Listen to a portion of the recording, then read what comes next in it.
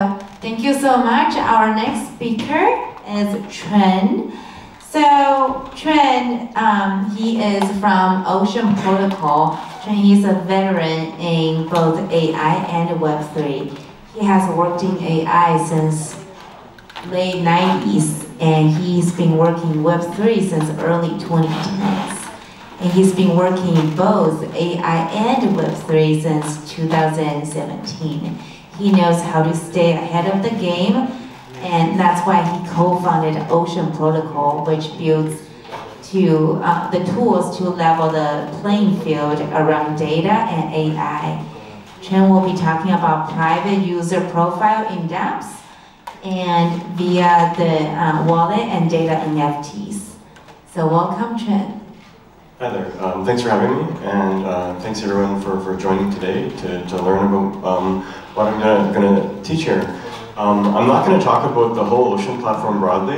This is InfraCon, and the focus is on wallets and infrastructure around that. So there's a particular feature in Ocean that we don't usually emphasize that much, but it turns out that it's got some pretty nice uses in the context of building Dapps and whatnot. So that's what I'll focus on here. So the title of my talk is Private User Profiles in Dapps via Your Wallet and Data NFTs. Let's get going. So first, just a review of the Dapp and app landscape, a few things. So on one extreme, you have fully centralized apps, such as Twitter. Many of us use it a lot, all that. And it's got very rich data, right? The tweets and permissions and all of this. But this data is all fully centralized. You know, it's behind big servers, server farms run by Twitter itself. And actually, when you sign up to those terms of service, you're giving Twitter permission to do whatever it wants with it. I've got on the right here pictures of the terms of service. You know, you're giving it a worldwide, non-exclusive, royalty-free license to its data, to your data, sorry. And they're using that, right?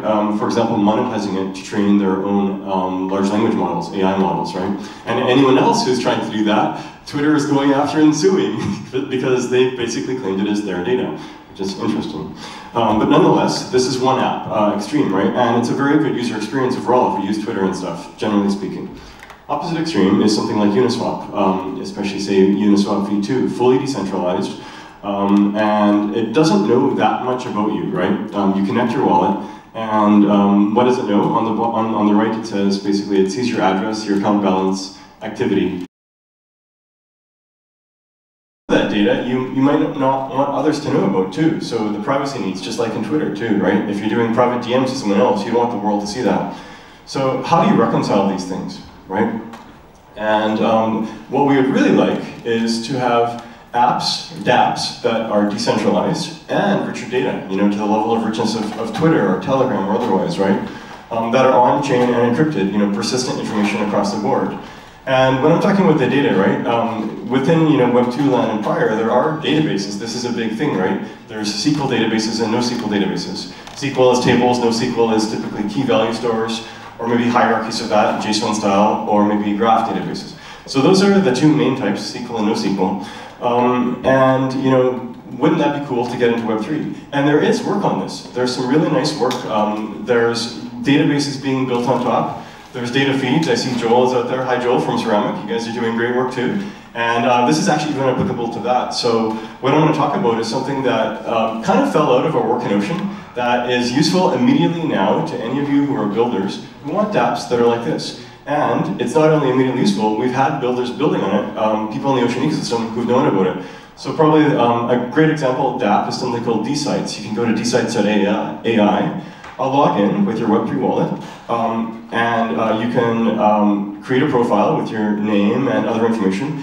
And this is a decentralized data science competition platform, so decentralized Kaggle. So it's a multi-sided platform, therefore. You can sign in as a competitor, and then Ocean Protocol Foundation, my project, we're using it to host data science competitions, Kaggle style. And so that's another role then. So we go in, we set competitions, and then others can come in and register for the competition, submit their answer, and then get paid out natively in crypto.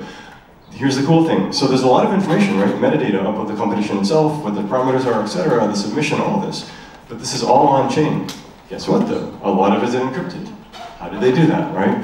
How is this possible? And this is just one example. You can imagine, you can do this with anything. It can be with DMs, it can be with Etherscan style things, it can be with wallets. You know, MetaMask is another great example where you have a MetaMask wallet with your private key that you import, but then you can also log in for all this extra information. That could go away. So here's the recipe. It's actually really, really simple. There's just one more insight. So the core thing is, you start with a base ERC 721 NFT, or it can be some other 1, 2, 11, 55, whatever. But let's say 721. And then the main thing, you can, in the same contract, extend it with ERC 725Y. This was developed by Fabian Vogelsteller, who co-invented ERC20, and he's been rolling it out via Luxo, which is for fashion and more, as part of something they call universal profiles. And you know, we've known Fabian for years, so Fabian, in the early days after he developed this, he said, hey, Ocean, why don't you guys put this into your data NFTs, because it's going to be really useful. And we're like, hey, that sounds really interesting. So what is ERC 725? It's a key value store at the heart of it, right? And you might think, okay, cool, just key value. Well, guess what? This is basically half of the data stored on the planet by Web2 apps, right? This is what NoSQL databases are. Half of Facebook is key value stores. You know, MongoDB, Elasticsearch, all of these things, right? So it's a wildly powerful thing. So inside every single NFT that you publish, you can have a key value store, you can have a database. And it's actually quite crazy simple, right? So, but of course, by default, that's going to be public. And that's really useful on its own in a lot of cases, right? This key value store, you deploy this NFT, it's got a key value store, things public. But a lot of the time, you want this, some of this user data, this profile data, to be private. So what you need is some sort of scheme to where the user can submit their data, they can enter it via the Dapps or otherwise, have it where it's sitting on-chain encrypted, so the field is plain text, but the value is encrypted, and you want to have some sort of handshaking between the user and the Dapps, where the user can say, hey Dapps, here is a way to access this data. And if you encrypt it with a symmetric key, then you would be, as the user, you're sharing that symmetric key to the Dapps in an as-needed basis. So what's the core trick there? Here's the core trick. As a user, you come up with a symmetric private key that you use to encrypt the data. You come up with one that you can generate on the fly with your existing wallet. How? You take the address of the NFT and the field, the name of the field, say name or otherwise, of that NFT, because you can have multiple fields, and then you sign it with your wallet, just a digital signature, right? So now you've got this long string, 30, 40 characters, looks like a random string of whatever, right? You can do this anytime you want, and it's only you who can do this. You can also add your private key, but that's harder with hardware wallets, right? So just do a digital signature, which needs a private key, of course. You sign this thing, and then you truncate it to whatever length you need for whatever symmetric encryption scheme you need, right? So that's the heart of it. You can basically generate a symmetric key as a function of the address of the NFT and the label of the key value store that you're dealing with, right? Those two things, you sign it, you've got your symmetric key. Now, with the symmetric key, you take whatever data you want and you store inside that field. You know, name, obviously that probably doesn't need to be encrypted, but in some cases, yes. Or your list of tokens to track, if you're Etherscan. Or your list of chains that you've connected to, if you're MetaMask, right? So that's the basis. And then you still need a way to send the symmetric key to the Dapps. There's two ways. Because it's in the Dapps itself, you're typically in a browser, so you can just do handshaking inside the DOM and so on. That's one way. But what if the Dapps has actually got something running server-side and it needs it to access some other way? Well, you say, hey, Mr. Dapps, I need your public key. And you can get it from any transaction, and it'll just post it publicly, so you can easily access that public key. Obviously, if you're using the Dapps, it'll have that in the Dapps. And you simply encode your symmetric key with public key. And now you can send this secret, this symmetric key, over any insecure channel. And the Dapps picks it up and decrypts it, because that's how the symmetric key cryptography works, right? And this is very similar to Diffie-Hellman and all that, right? It's a riff on that. So that's really the core trick. Once again, the recipe. You start with ERC 721. With 725 key value store, you generate your symmetric key by combining the address of the NFT, the field label, and you sign it digitally. That's the big trick. And now you've got your symmetric key. With that symmetric key, you share it directly to the app in the browser, or over some insecure channel by encrypting with the Dapps public key. That's the core trick. So if there's anything you remember from this talk, that's it. Now you might ask, okay, cool. Where do I get this? Well, there's actually several places already for the ERC 721, 725. This is a standard out there, right? Fabian published it years ago, shortly after 721, hence the number, right? Inside Ocean, we've built and deployed this. So we've deployed to 5 EVM chains, ETH mainnet, Polygon, and a few more. And we also have a JavaScript and Python driver, and I'll get to that in a second. Luxo has also deployed this. It's part of the universal profiles. And there's others out there too, right? So this is just a general trick that, it's useful off the shelf. It's not a widely known trick. I was actually just visiting with Fabian yesterday, and I told him about this talk and what I'm doing, and he's like, oh, cool, I didn't know that trick. And he's like, his gears in his brain were turning, he's like, cool, we're gonna use that now too. So I just wanted to share this very specific trick with you, because I think it can be useful across the board. You can have Etherscan without having to sign with an email. You can have MetaMask without having to sign with an email. It's all Web3.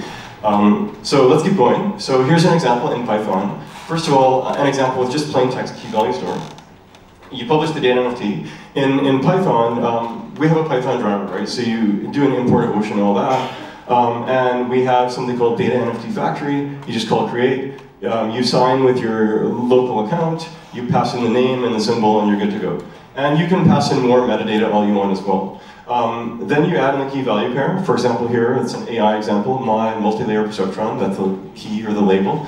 And then the value, you can put in some neural network weights. And it's on chain, so you can't get too crazy, too expensive, but it's pretty useful. Okay, and then you retrieve the value. Same thing with the encrypted, same tricks as I mentioned before. And then you've got the sharing, like mentioned before, so the Python flow. We also have this in JavaScript, so once again, a simple import, 2 minutes, okay, will do. But actually Ocean, I mentioned this is just a piece of a much broader thing, so to speed run the rest of my slides, I've got 2 minutes. We've got a bunch of templates to build decentralized data markets, music NFTs, token-gated content, token-gated APIs, where you can do things like ebooks on demand, publishing collect digital art. Once you have a data NFT, it gives you a lot. So that's kind of the heart, and yeah, there's a bunch of apps on top, decentralized federated learning, for example. Daimler has built a data marketplace that's been in production for more than a year now. AI marketplace for GaiaX, a German European-wide data sharing initiative. There's a lot of teams building with Ocean. We've been around a while. And actually, by the way, you get fine-grained access control too. So you can select who can set that key value store, etc., who can read it, many more things. You can monetize your profile data with the data marketplace. So to wrap up, what we want, decentralized and richer data, on-chain encrypted. And the big trick is ERC-725Y, key value, with this trick for generating these symmetric keys. Thank you.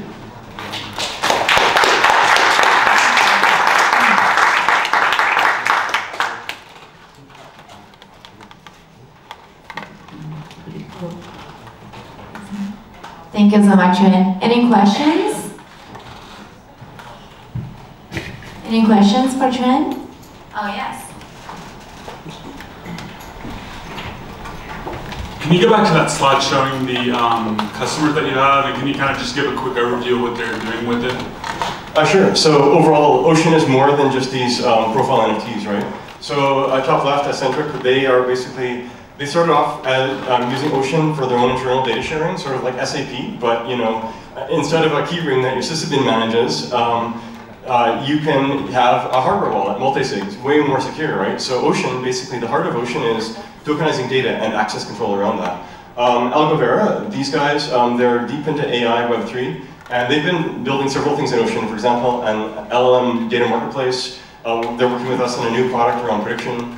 Autobots, this is analytics around Ocean. MoveID, this is part of the, it's a spoke of the SkyX European Data Sharing Consortium. What else? Big Data Protocol, it's a fork of Ocean Market for big data in financial. Brainstem Digital Health, this is medical data and sharing, basically.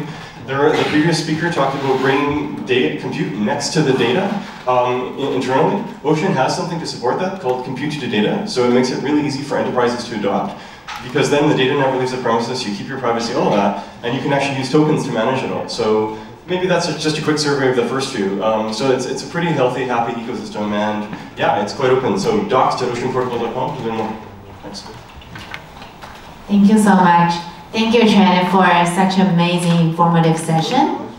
Thank you very much. And Trent's information also is in the Telegram chat, so if you have a specific question for him, make sure that you ping him or DM him in the future. Alrighty, so next one we're gonna have